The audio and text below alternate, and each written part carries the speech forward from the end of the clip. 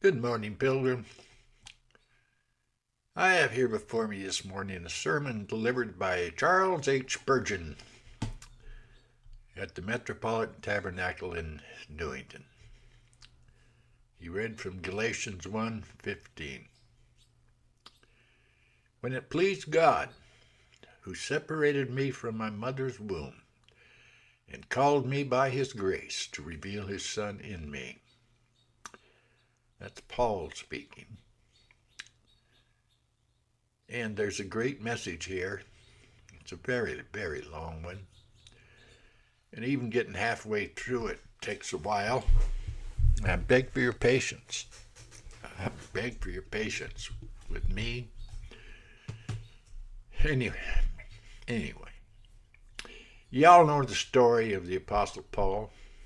He'd been a persecutor, and he'd went armed with letters to Damascus to hail men and women and drag them to prison. On the road to Damascus he saw a light, exceeding bright, above the brightness of the sun. And a voice spake out of heaven to him, saying, Saul, Saul, why persecutest thou me? By this miraculous interposition he was converted. 3 days he spent in darkness. But when Ananias came to tell him of the gospel of Jesus Christ, there fell from his eyes, as it were, scales. He was baptized. He became the most mighty of all Christian teachers, and could truly say that he was not a whit behind the very chief of the apostles. Paul's conversion is generally considered so very remarkable for its suddenness and its distinctness, and truly it is. Yet at the same time, it is no exception to the general rule of conversions. But it's rather a type or a model or a pattern of the way in which God shows forth his long suffering to them that are led to believe on him. It appears from my text, however, that there is another part of Paul's history. Yes, it deserves our attention quite as much as the suddenness of his conversion, namely, the fact that although he was suddenly converted, yet God had thoughts of mercy towards him from his very birth. Yeah, this is something to think upon. God did not begin to work with him when he was on the road to Damascus. No, that wasn't the beginning of Paul. That was not the first occasion on which eyes of blood had darted upon this chief of sinners, but he declares that God had separated him, set him apart even from his mother's womb, that he might be, and by and by he'd be called by grace and have Jesus revealed in him. Yeah, I selected this text not so much for its own sake as to give me an opportunity for saying a little this evening upon a doctrine that not often touched upon, namely that of prevenient grace, or the grace which comes before regeneration and conversion. I think we sometimes overlook it. We don't attach enough importance to the grace of God in his dealings with men before he actually brings them to himself. Paul says that God had designs of love towards him even before he had called him out of the dead world into spiritual life. Even before that. There's hope for us. There's hope for our children. This is the main message here. The message is hope for our children. To begin, then, let us talk for a little while upon the purpose of God preceding saving grace, as it may clearly be seen developing itself in human history. You generally judge what a man's purpose is by his actions.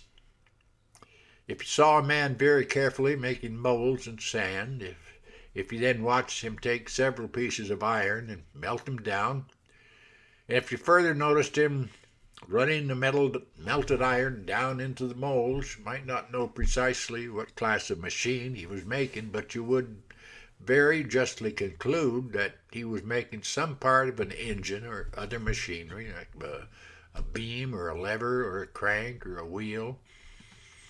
And according to what you saw the molds in the sand to be, you would form your idea of what the man was intending to make. Now, when I look at the life of a man, even before conversion, I think I can discover something of God's molding and fashioning in him, even before regenerating grace comes into his heart. Let me give you an illustration of my course of thought here. When God created man, we're told in the book of Genesis, he made him out of the dust of the earth. We'll see him beneath the Maker's hand, the framework of a man, a tabernacle for an immortal soul, a man made of clay, fully made. I suppose a perfect in all respects, excepting one, and that soon followed. For after God had formed him out of the dust, then he breathed into his nostrils the breath of life, and man became a living soul. Now it strikes me that during the early part of the history of the people whom God means to save, though they have not received into their hearts any spiritual life, nor experienced any of the work of regeneration, yet their life before conversion is really a working of them in the clay. Let us endeavor to bring this out more distinctly. Can you not perceive God's purpose in the Apostle Paul when you think of the singular gifts with which he was endowed? Here was a man, a rhetorician, so noble that these are in his works passages of eloquence not to be equaled, much less excelled by Demosthenes. Boy, it's hard for me to talk with this junk that they called false teeth in my mouth. By Demosthenes and Cicero. As a logician, his arguments are most inclusive as well as profound. Never had a man such an eagle eye to pierce into the depths of a matter. Never had a man such an eagle wing to mount up into its sublimities. He argues out questions so abstruse that at all times they have been the battlegrounds of controversies, and yet he seems to perceive them clearly and distinctly, and to unfold and expound them with the precision of language, not to be misunderstood. All apostles of Jesus Christ put together are not equal to Paul in the way of teaching. Truly, he might have said of them all, "You are but as children compared with me." But he was not that proud type. Peter dashes gloriously against the adversary. But Peter cannot build up nor instruct, like the great apostle of the Gentiles. He has to say himself of Paul's writings that they contain some things hard to be understood. And so do I. Peter can confirm, but scarcely can he understand Paul. For where intellect is concerned, Paul is far, far above him. Paul seems to have been endowed by God with one of the most massive brains that ever filled human cranium, and to have been gifted with an intellect which towered far above anything that we can find elsewhere. Had Paul been merely a natural man, I do not doubt but that he would take the place either of Milton among the poets or of Bacon among the philosophers. He was indeed and in truth a mastermind. Now, when I see such a man as is cast by God in the mold of nature, I ask myself, what is God about? What's he doing here? As every man has a purpose, so also is God. And I think I see in all this that God foreknew that such a man was necessary to be raised up as a vessel through whom he might convey to the world the hidden treasures of the gospel. That such a man was needful, so that God might speak his great things by him. Well, you'll say probably that God reveals great things by fools. I beg your pardon.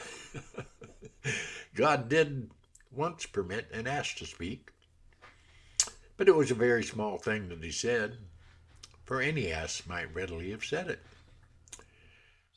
Whenever there is a wise thing to be said, a wise man has always chosen to say it. Look the whole Bible through, and you'll find that the revelation is always congruous to the person to whom it is given. You don't find Ezekiel blessed with a revelation like that of Isaiah. Ezekiel is all imagination. Therefore he must soar on the eagle's wing. Isaiah is all affection and boldness, and therefore he must speak with evangelical fullness. God does not give Nahum's revelation to the herdsman Amos. The herdsman Amos cannot speak like Nahum, nor can Nahum speak like Amos. Each man is after his own order, and a man of this masterly order of mind, like the Apostle Paul, must have been created, it seems to me, for no other end than to be the appropriate means of revealing to us the fullness and the blessing of the gospel of peace. Mark again the apostle's education. Paul was a Jew, not half Greek and half Jew, but a pure Jew of the tribe of Benjamin, a Hebrew of the Hebrews, speaking still a Jew's native tongue, not a stranger to the ancient speech of Israel. There was nothing in the traditions of the Jews which Paul did not know and understand. He was educated at the feet of Gamaliel, the best master of the age, is selected to be a master of the hopeful young scholar. And the school in which he is placed must be a rabbinical one. Now just observe in this the purpose of God. Paul's lifelong struggle was to be with Jewish superstition. In Iconium, in Lystra, in Derbe, in Athens, in Corinth, in Rome, he must always be confronting the Judaizing spirit.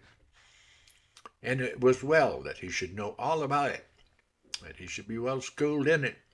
And it struck me that God separated him from his mother's womb on purpose, that he might go forth to proclaim the gospel instead of law, and shut the mouths of those who were constantly abiding by the traditions of the fathers, instead of the gospel of Jesus Christ. All this, remember, was going on while as yet he was unconverted, though he was even then, as we see, being prepared for his work. You then observe spiritual struggles through which Paul passed. I take it that mental struggles are often a more important part of education than what a man learns from his schoolmaster. What is learned here in my heart is often of more use to me than what can be put into my head by another. Paul seems to have had a mind bent upon carrying out what he believed to be right. To serve God appears to have been the great ambition, the one object of the apostle's life. Even when he was a persecutor, he says he thought he was doing God's service. He was no groveler after wealth. Never in his whole lifetime was Paul a Mammonite. He was no mere seeker after learning, never. He was learned, but it was all held and used subject to what he deemed far more highly the indwelling grace of God. Even before he knew Christ, he had a sort of religion and an attachment, and an earnest attachment to the God of his fathers, though it was a zeal not according to knowledge. He had his inward fightings, fears, struggles, and difficulties, and all these were educating him to come out and talk to his fellow sinners, and to lead them up out of the darkness of Judaism into the light of Christianity. And then what I like in Paul, and that which leads me to see the purpose of God in him, is a singular formation of his mind. Even as a sinner, Paul was great. He was a chief of sinners, just as he afterwards became not a whit behind the very chief of the apostles. There are some of us who are such little men that the world will never see us. The old proverb about the chips and porridge giving one pleasure either way might apply to a great many people, but never to Paul. If there was anything to be done, Paul would do it. Aye, and if it came to the stoning of Stephen, he says he gave his vote against him. No, he was not one of the actual executioners, yet we are told that the witnesses laid down the clothes at the young man's feet, whose name was Saul. He would do all there was to be done, and was a thorough-going man everywhere. Believing the thing to be right, Paul never consulted with flesh and blood, but girded up his loins and wrought with the whole powers of his being. That was no mean force, as his enemies felt to their cost. Why, as I see him riding to Damascus, I picture him with his eyes flashing with fanatic hate against the disciples of the man whom he thought to be an impostor, while his heart beat high with the determination to crush the followers of the Nazarene. He's a man, all energy and all determination, and when he is converted, he is only lifted into a higher life, but unchanged as a temperament, nature, and force of character. He seems to have been constituted naturally a thoroughgoing, thorough-hearted man, in order that when grace did come to him, he might be just as earnest, just as dauntless and fearless in the defense of what he believed to be right. Yes, and such a man was wanted to lead the vanguard in a great crusade against the God of this world. No other could have stood forward thus as Paul did, for no other had the same firmness, boldness, and decision that he possessed.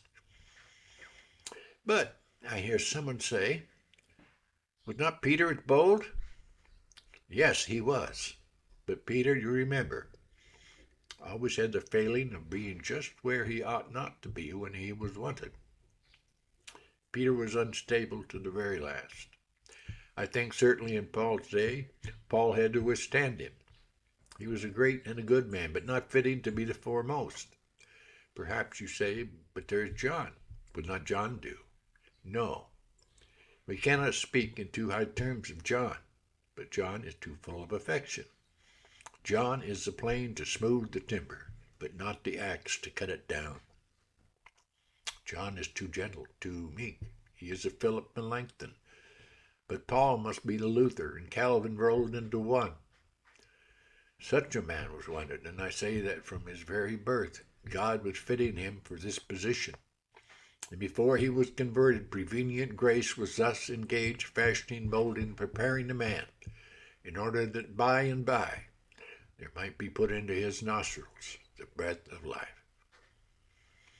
Now, what is the drift of all this? A practical one. And to show you what it is, we'll stay a minute here before we go on to anything else. Some of the good fathers amongst us are mourning very bitterly just now over their sons. Your children don't work out as you wish they would. They're getting skeptical, some of them. They're also falling into sin. Well, dear friends, it is yours to mourn. It is enough to make you weep bitterly. But let me whisper a word into your ear. Do not sorrow as those who are without hope, for God may have very great designs to be answered, even by these very young men who seem to be running so altogether in the wrong direction. I don't think I could go so far as John Bunyan did when he said he was sure God would have some eminent saints in the next generation, because the young men in his day were such gross sinners that he thought they would make fine saints. But when the Lord came and saved him by his mercy, they would love him much because they had so much to be forgiven. I would hardly like to say so much as that, but I do believe that sometimes in the inscrutable wisdom of God, when some of those who have been skeptical come to see the truth, they are the very best men that could possibly be found to do battle against the enemy. Some of those who have fallen into error, after having passed through it and happily come up from its deep ditch, are just the men to stand and warn others against it. I can't conceive that Luther would have ever been so mighty a preacher of the faith if he had not himself struggled up and down Pilate's staircase on his knees and trying to get to heaven by his penances and his good works. Oh, let us have hope. We do not know, but that God may be intending yet to call them and bless them. Who can tell? There may be a young man here tonight who will one day be the herald of the cross in China, in Hindustan, in Africa, and in the islands of the sea. Remember John Williams, wishing to keep an appointment with another young man who committed a certain sin. He wanted to know what time it was, and so just stepped into Moorfield Chapel.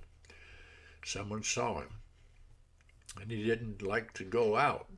And the word preached by by Mr. Timothy East, who still survives amongst us, fell on his ears. The young sinner was made a saint.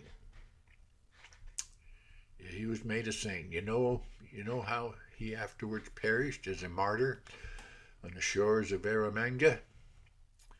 Why may there not be another such case tonight? There may be some young man here who had been receiving a first-class education. He has no idea what for. He has been learning a multitude of things, perhaps a great deal which it would be much better if he didn't know. But the Lord is meaning to make something of him. I don't know where you are, young man, but oh, I wish I could fire you up tonight with a high ambition to serve God. What's the good of my being made at all if I do not serve my Maker? What is the use of my being here if I do not bring any glory to him who put me and keeps me here? Why, I had better have been a piece of rotten dung strewn upon the field and bringing forth something for the farmer's use than to have been a mere consumer of bread and meat, to have breathed the air and lived upon God's bounty, and yet to have done nothing for him. Oh, young man, if such an army of you as we have tonight could all be led by divine grace to say with the Apostle Paul, God forbid that I should glory save in the cross of our Lord Jesus Christ. Why, there would be hope for old England yet. We would yet fling popery back to the 7 hills whence it came. Oh, that God would grant us his blessing. But if he should not be pleased to call all of us by his grace, yet may some here live to prove that they were separated from their mother's womb to do God's work, and to be set apart that they might have the Son of God revealed in them, that they might proclaim his gospel with power. We will now leave this point, but shall continue the same subject in another form. But I'm going to end it there, Pilgrim, because of my problem speaking, and because I don't want to work your patience too hard. God bless, Pilgrim. Think on these things and have a blessed, blessed, blessed, blessed day.